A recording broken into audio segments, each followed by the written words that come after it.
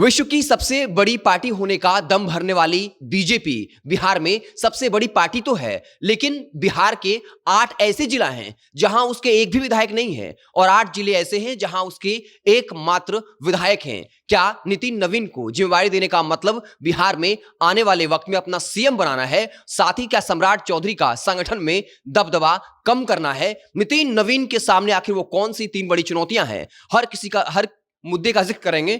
उससे पहले औपचारिकता के लिए बता दूं कि मेरा नाम है हिमांशु कुमार और आप देख रहे हैं जनता जंक्शन।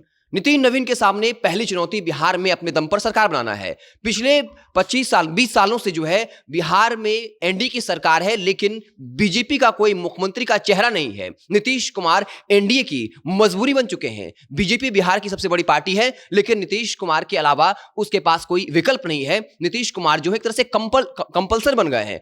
नितिन नवीन की सबसे बड़ी चुनौती जो है वो कहा जा रहा है कि पश्चिम बंगाल चुनाव के बाद, यानी वहां जीतने के बाद बिहार में अपने दम पर सरकार बनाना है और बहुमत से मात्र 4 सीट बीजेपी दूर है और इसे पाटना विश्व की सबसे बड़ी पार्टी बीजेपी के लिए कोई बड़ी बात नहीं है, क्योंकि अनेक राज्यों में इस तरह का ऑपरेशन हो चुका है। अब थोड़ा समीकरण समझ लेते हैं। बीजेपी के पास इस वक्त जो है 89 विधायक हैं। एलजेपीआर के पास 19, हम के पास 5, आरएलएम के पास 4। अगर इनको आप जोड़ दीजिए तो कुल सीटें हो जाती है 117।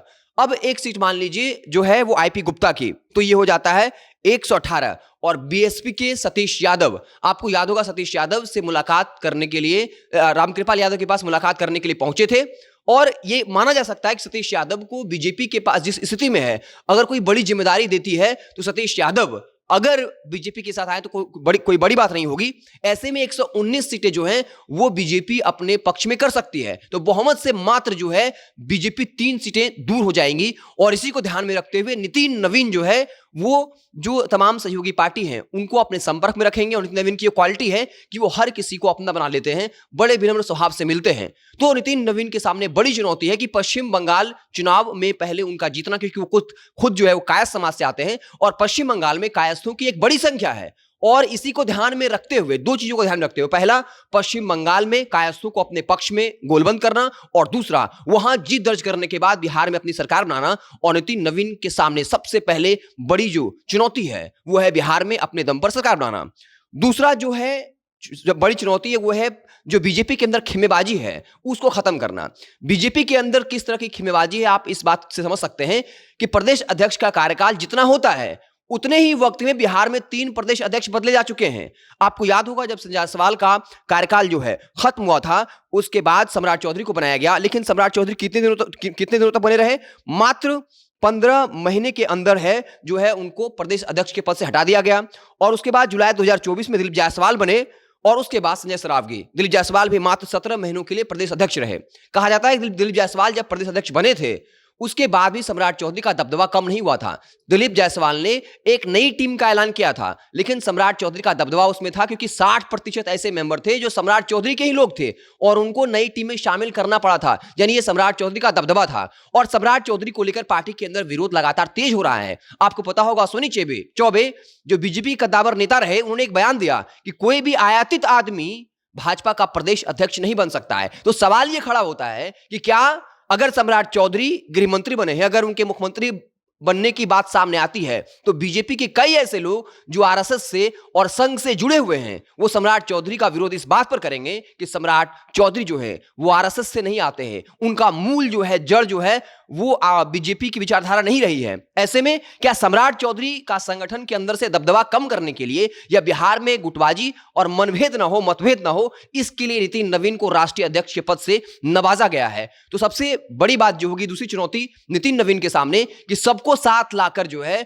वो संगठन के अंदर जो कहीं ना कहीं मतभेद है, जो गुटबाजी है, उसको खत्म करना पड़े।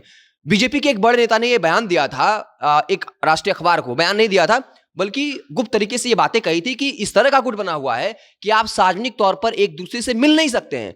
अगर एक गुट का नेता दूसरे गुट के नेता से मिलता है तो उस पर ठप्पा लग जाता है कि वो फला गुट का आदमी है। और ऐसे में भाजपा के बड़े बड़े नेता सार्वजनिक तौर पर मिलने से बच रहे हैं। भाजपा में गुटबाजी का अंदाजा इस बात से लगा सकते हैं। तो दूसरी चुनौती नितिन नवीन के सामने होगी कि बिहार बीजेपी के अंदर से गुटबाजी को खत्म करना और संजय सरावगी के साथ मिलकर एक नई टीम बनाना जो पार्टी के फेवर में हो और सारे सीनियर नेता जो हैं इसके पक्ष में हो, ताकि बीजेपी के अंदर ही इसका विरोध ना हो।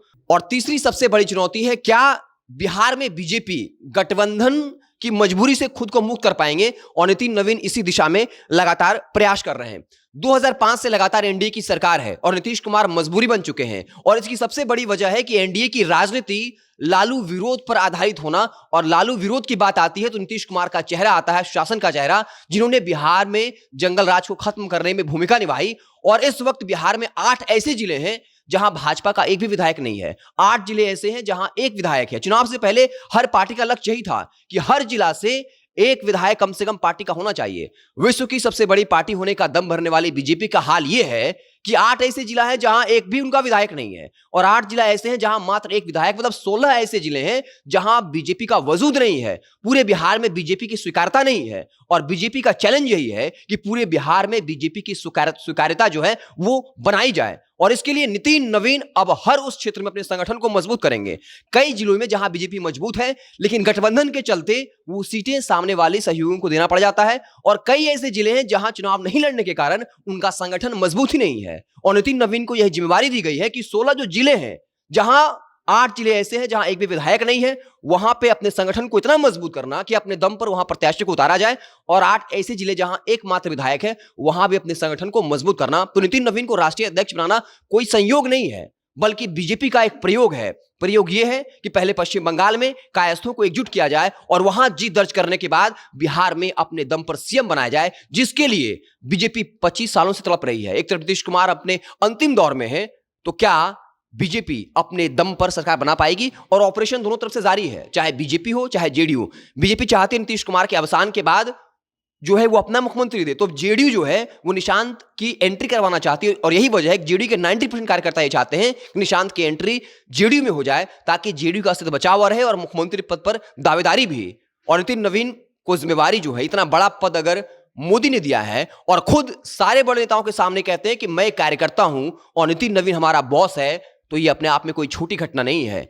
इसके लिए बीजेपी जानती है कि अगर केंद्र की सत्ता को साधना है तो उत्तर प्रदेश के साथ साथ बिहार को अगर हमने साध लिया तो हमारे लिए केंद्र का रास्ता आसान हो जाए। कहा भी जाता है कि केंद्र का रास्ता जो है वो बिहार और यूपी से होकर गुजरता है। तो नितिन नवीन का राष्ट्रीय अध्यक्ष बनाना कोई संयोग नहीं, बल्कि एक सोचा समझा जो है वो प्रयोग है।